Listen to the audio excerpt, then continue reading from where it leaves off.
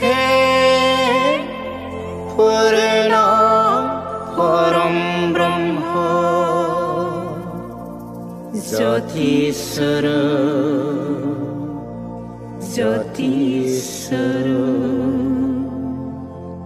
ওম পূৰ্ণ পৰব্ৰহ্ম জ্যোতিস্বৰূপায় নমো নমঃ।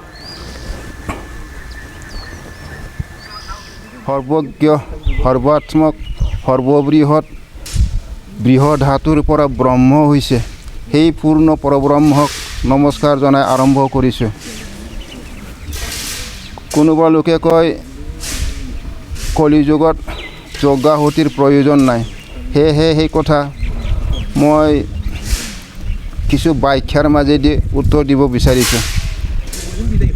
ওমকাৰ জগত গুৰু পিতা মাতা প্ৰত্যক্ষ সাকাৰ মংগলকাৰী বা মংগলকাৰিণী তেজময় জ্যোতিস্বৰূপ চন্দ্ৰমা সূৰ্যনাৰায়ণ ৰূপত অনাদিকাল বিৰাজমান আছে। সেইকাৰণে পৰমাত্মাৰ ৰূপ আৰু ভক্তজনৰ ৰূপ চন্দ্ৰমা সূৰ্যনাৰায়ণ জ্যোতিস্বৰূপ বুলি ধাৰণ কৰি নিৰাকাৰ সাকাৰ পূৰ্ণ ৰূপত উপাসনা কৰিব লাগে।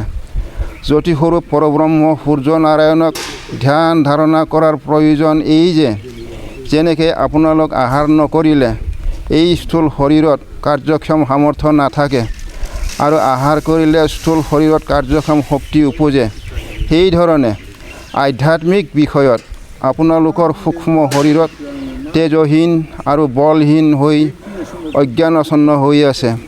জগত পিতা জগত মাতা জগত গুৰু জগদাত্মা জ্যোতিস্বৰূপ চন্দ্ৰমা সূৰ্যনাৰায়ণক ভক্তিপূৰ্বক ধাৰণ কৰিলে আধ্যাত্মিক বিষয়ে উন্নতি হয়, তেজ বল বুদ্ধি আৰু জ্ঞান জন্ম হয় আৰু নিৰাকাৰ সাকাৰ অখণ্ডাকাৰ পূৰ্ণ ৰূপত পৰমাত্মাক ধাৰণ কৰাৰ শক্তি আৰু মনত নিষ্ঠা ভক্তি হয়। জীৱতাৰ দ্বাৰা মুক্তি পায়। এইদৰে জ্যোতিস্বৰূপ চন্দ্ৰমা সূৰ্যনাৰায়ণক ধাৰণ কৰিলে জীৱাত্মা পৰমাত্মা অভেদ দেখিবলৈ পাব আৰু কি ব্যৱহাৰিক কি পাৰমাৰ্থিক উভয় কাৰ্য বুজি পাই উত্তম ৰূপত সমাধা কৰিব পাৰিব আৰু সৰ্বদা নিৰ্বিকাৰ হৈ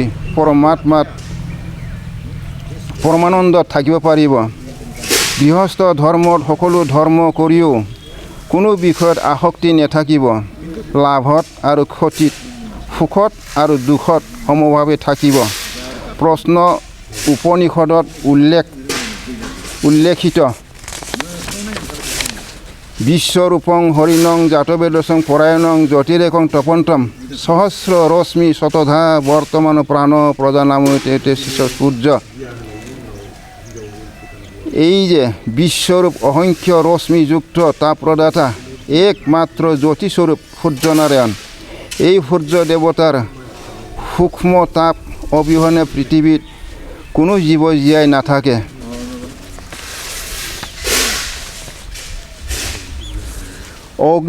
অগ্নিব্ৰহ্মত যজ্ঞাহুতি দিবলগীয়া প্ৰয়োজনৰ অৰ্থ এই যে, বেদশাস্ত্ৰত উল্লেখিত অগ্নিমিলে পুৰোহিতং যজ্ঞস্য দেৱম ঋত্বিজম, অৰ্থাৎ যজ্ঞৰ অগ্নি যেতিয়া জ্বলি উঠে সেই অগ্নি যজ্ঞৰ পুৰোহিত দেৱতা আৰু ঋত্বিক।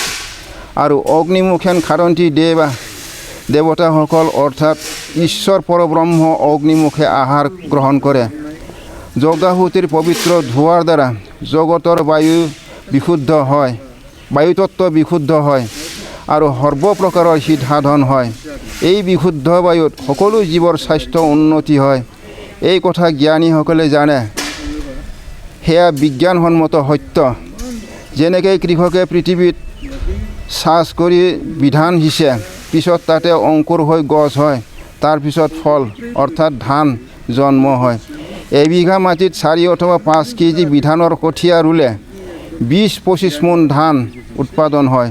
সেইধৰণে অগ্নিতত্ত্বত উত্তম দ্ৰব্য অৰ্থাৎ গাইৰ বিশুদ্ধ ঘিৰে যজ্ঞাহুতি দিলে যজ্ঞৰ পবিত্ৰ ধোঁৱা আকাশত গৈ মেঘত মিশ্ৰিত হয়।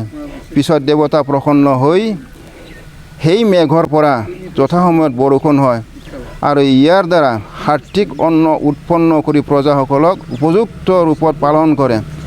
অন্নত সাত্বিক গুণ থকাৰ বাবে জীৱৰ শৰীৰ নিৰোগ আৰু মন পবিত্ৰ হয়। যজ্ঞাহুতিৰ দ্বাৰা অগ্নিৰ তেজত ভক্তৰ অন্তঃকৰণ শুদ্ধ আৰু পবিত্ৰ হয়। অন্তঃকৰণ পবিত্ৰ হ'লে পৰমাত্মালৈ নিষ্ঠা আৰু ভক্তি জন্মে। এই যজ্ঞাহুতিৰ অংগ 4 প্ৰকাৰ। প্ৰথম অগ্নিতে আহুতি। নিৰহংকাৰ চিত্তৰে ভক্তি আৰু শ্ৰদ্ধাপূৰ্বক উত্তম পদাৰ্থ যেনে কিচমিচ, চহৰা, আখৰোট, কাজু বাদাম, চীনাবাদাম, নাৰিকল আৰু বহুতো সুস্বাদু সুমিষ্ট ফল আৰু সুগন্ধি দ্ৰব্য যেনে লাল চন্দন, বগা চন্দন, জতামাছি, গুগুল, কৰ্পূৰ, চেনি আৰু মধু ইত্যাদি পৰমাত্মাৰ নামত অগ্নি ব্ৰহ্মত অৰ্পণ কৰিব লাগে। আমালোকৰ কি আছে যে আমি পৰমাত্মাক দিবলৈ? আমিতো এটি তৃণ পৰ্যন্ত উৎপন্ন কৰিব নোৱাৰোঁ। সকলো দ্ৰব্য পৰমাত্মাৰেই সৃষ্টি। তাৰে কিছু উত্তম দ্ৰব্য পৰমাত্মাক দি তাৰ আজ্ঞা পালন কৰি আমালোক কৃতাৰ্থ হওঁ। পৰমাত্মাও ইয়াতেই প্ৰসন্ন হয়। ইয়াতে আমাৰ অহংকাৰৰ বিষয় কি আছে? অগ্নিব্ৰহ্মত যি স্থূল পদাৰ্থ অৰ্পণ কৰা হয় সেই সকলো বস্তু আত্মসাৎ কৰি আপোন ৰূপ অৰ্থাৎ সকলো ভস্ম কৰি সৰ্বস্থান তথা সৰ্বতত্ত্বত পঞ্চাই দিয়ে। অন্যথা দেৱী দেৱতাৰ নামত বা মূৰ্তিত যিমান সুখাদ্য বা নৈবেদ্য অৰ্পণ কৰক না কিয়, সেয়া যেনেকৈ দিছিল তেনেকেই থাকি যায়। সেয়া ভগৱানৰ ভোগ কেনেকৈ হ'ব? অনাদিকালৰ পৰা প্ৰচলিত যজ্ঞাহুতিৰ প্ৰথা বিচ্ছিন্ন হোৱাৰ বাবে ৰাক্ষসী বুদ্ধি প্ৰবল হৈ জীৱসকলক নানা প্ৰকাৰৰ উৎপীড়িত কৰি আছে।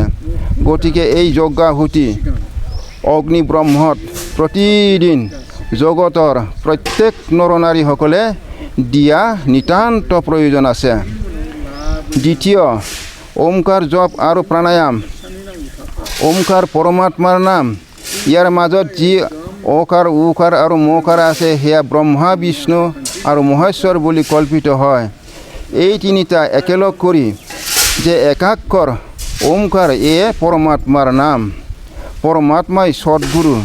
সেইকাৰণে ওম সৎগুৰু বুলি আন্তৰিক ভক্তিৰ দ্বাৰা ভগৱানক মনে মনে জপিলে অৰ্থাৎ ওম সৎগুৰু এই মন্ত্ৰ জিহ্বাৰ দ্বাৰা উচ্চাৰণ নকৰি অন্তৰত জপিলে ভগৱান অন্তৰ্যামী অন্তৰৰ পৰা ভাৱ গ্ৰহণ কৰি সাধকৰ ইচ্ছানুসৰি ফল প্ৰদান কৰে। যাৰ কৈলাশ বৈকুণ্ঠ প্ৰভৃতিৰ ভোগৰ ইচ্ছা তেওঁক সেইমতে ভোগ দিয়ে। যিজন নিষ্কামী তেওঁ সকলো ফলাফল পৰমাত্মাক অৰ্পণ কৰি উপাসনাৰ নিযুক্ত হয়। তেওঁ কেৱল সৎস্বৰূপ পৰমাত্মাক বিচাৰে কাৰণে পৰমাত্মাই তেওঁক অন্তৰৰ পৰা জ্ঞান দি নিজৰ লগত অভিন্নভাৱে মুক্তিস্বৰূপ পৰমানন্দে আনন্দ ৰূপত ৰাখে। সেই সাধক পুৰুষ আৰু পাপ পুণ্যত লিপ্ত নহয়। জপ কৰিবলৈ সংখ্যা বিধি মানুহৰ কল্পনা মাত্ৰ।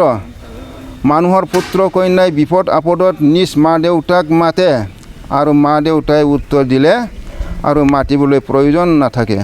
সেইদৰে পৰমাত্মাৰ পুত্ৰ কন্যা স্থানীয় জীৱসকল সেই পৰম মাতা পিতাক ওম সৎগুৰু বুলি মাতে। নামৰ কোনো ক্ষমতা নাই। যিজন চেতন তেওঁৰহে ক্ষমতা। তেওঁৰ ওপৰতে সকলো নিৰ্ভৰ কৰে। পৰমাত্মা মন্ত্ৰৰ বাধ্য নহয়। তেওঁ কোনো নিয়মৰ বাধ্য নহয়। তেওঁৰ ইচ্ছা মাত্ৰ সকলো কাৰ্যই সিদ্ধ হয়। তেওঁৰ অনিচ্ছাত কোনো কাৰ্যই নহয়। তেওঁ দয়াময়। ভক্তিপূৰ্বক এবাৰ মাতিলেই দয়া কৰি ব্যৱহাৰিক আৰু পাৰমাৰ্থিক উভয় কাৰ্য সিদ্ধ কৰি দিব পাৰে। তেওঁৰ দয়া নাথাকিলে লক্ষ লক্ষ জপো নিষ্ফল। প্ৰাণায়ামৰ দ্বাৰা দেহস্থ চঞ্চল বায়ু সূক্ষ্ম হৈ স্থিৰ হয়। বায়ু যিমানেই সূক্ষ্ম হয় সিমানেই জ্যোতিস্বৰূপ মাতা পিতাৰ প্ৰতি নিষ্ঠা ভক্তি প্ৰেম হয় আৰু অন্তৰত জ্ঞান আৰু আনন্দ উদিত হয়। ক্ৰমে জ্ঞানৰ পৰিপাক দ্বাৰা সাধক পৰমানন্দত আনন্দ ৰূপত থাকে। তৃতীয়, জ্যোতিস্বৰূপৰ ধ্যান ধাৰণা। চন্দ্ৰমা সূৰ্যনাৰায়ণ জ্যোতিস্বৰূপ বিৰাট পুৰুষ অনাদি বৰ্তমান। তেওঁক ভক্তিপূৰ্বক প্ৰণাম আৰু ধ্যান ধাৰণা দ্বাৰা উপাসনা কৰিলে উভয় কাৰ্য সিদ্ধ হয়। সেইকাৰণে অতি পুৰণি কালৰ পৰা ঋষিমুনি প্ৰভৃতি জ্ঞানী ভক্তসকলে সূৰ্যনাৰায়ণ বিৰাট জ্যোতিস্বৰূপ গুৰু মাতা পিতা পৰমাত্মাৰ উপাসনা কৰি পৰম পদ পাই আহিছে। তেওঁৰ শৰণাগত হওক, তেওঁ সকলো বিপদ মোচন কৰিব। অগ্নি ব্ৰহ্ম সকলো পদাৰ্থ ভস্ম কৰি নিৰাকাৰ কৰি দিয়ে। সেইধৰণে আপোনালোকৰ অন্তঃকৰণস্থ অজ্ঞান, আশা, তৃষ্ণা, লোভ, লালসা, কাম, ক্ৰোধ, মোহ, ভয়, যাৰ দ্বাৰা আপোনালোক সৰ্বদা পীড়িত হৈ আছে, তেজময় জ্যোতিৰ সংযোগ বিনা কেতিয়াও সেইবোৰ নিৰ্বাণ নহ'ব। জ্যোতিস্বৰূপ পৰমাত্মাৰ শৰণাগত হ'লে তেওঁ জ্ঞানাগ্নিৰ দ্বাৰা সেইবোৰক ভস্মীভূত কৰি জীৱাত্মা পৰমাত্মা অভেদে প্ৰত্যক্ষ কৰাই সাধকক মুক্তি স্বৰূপ পৰমানন্দত আনন্দ ৰূপ ৰাখিব। এয়া ধ্ৰুৱ সত্য জানিব। চতুৰ্থ, পূৰ্ণ অখণ্ডভাৱে উপাসনা। বেদ প্ৰমুখ সৰ্বশাস্ত্ৰৰ মূল ব্ৰহ্ম গায়ত্ৰী। ব্ৰহ্ম গায়ত্ৰীৰ মূল ওমকাৰ। ওমকাৰৰ মূল নিৰাকাৰ সাকাৰ পূৰ্ণ পৰব্ৰহ্ম বিৰাট জ্যোতিস্বৰূপ চন্দ্ৰমা সূৰ্যনাৰায়ণ। গায়ত্ৰী জপিলে সৰ্বক্ৰিয়াৰ ফল লাভ হয়। ওমকাৰ পৰ্যন্ত এৰি চন্দ্ৰমা সূৰ্যনাৰায়ণ জ্যোতিস্বৰূপৰ সন্মুখত শ্ৰদ্ধা আৰু ভক্তিপূৰ্বক পূৰ্ণভাৱে নমস্কাৰ কৰিলে ব্যৱহাৰিক আৰু পাৰমাৰ্থিক উভয় কাৰ্যই সিদ্ধি হয়। নানা মিথ্যা প্ৰপঞ্চৰ কোনো প্ৰয়োজন নাথাকে। এয়া ধ্ৰুৱ সত্য। যজ্ঞাহুতি জীৱৰ পালনাৰ্থে আৰু জীৱৰ পালন সকলো যুগতেই প্ৰয়োজন। যদি কলিযুগত জীৱৰ পালন প্ৰয়োজন নাই, তেন্তে যজ্ঞাহুতিৰো প্ৰয়োজন নাই। সৰ্বজীৱৰ ক্ষুধা তৃষ্ণা যাতে সুখতে সমাপন হয়, তাৰ বাবেই যজ্ঞাহুতি। সেইকাৰণে এই অনুষ্ঠান সৰ্বত্ৰ সৰ্বকালত বিচাৰপূৰ্বক কৰিব লাগিব। ভগৱান শ্ৰীকৃষ্ণ গীতা অধ্যায় 3 শ্লোক 12 কৈছে, ইষ্টান ভোগান হি বহ দেৱ দাসন্তে যজ্ঞ ভাবিতা তেই দত্তান অপ্ৰদায় এভ য ভুংতে স্তেন এবস্য। অৰ্থাৎ যজ্ঞৰে উন্নত হোৱা দেৱতাসকলে তোমালোকক ইচ্ছা কৰা মতে ভোগসমূহ নিশ্চয় দি থাকিব। এইদৰে সেই দেৱতাসকলৰ দ্বাৰা দিয়া ভোগৰ বস্তুসমূহ যিসকলে এওঁলোকক অৰ্থাৎ দেৱতাসকলক আগ নবঢ়োৱাকৈ ভোগ কৰে, তেওঁলোক চোৰ নিশ্চয় হয়। ওম শান্তি শান্তি শান্তি।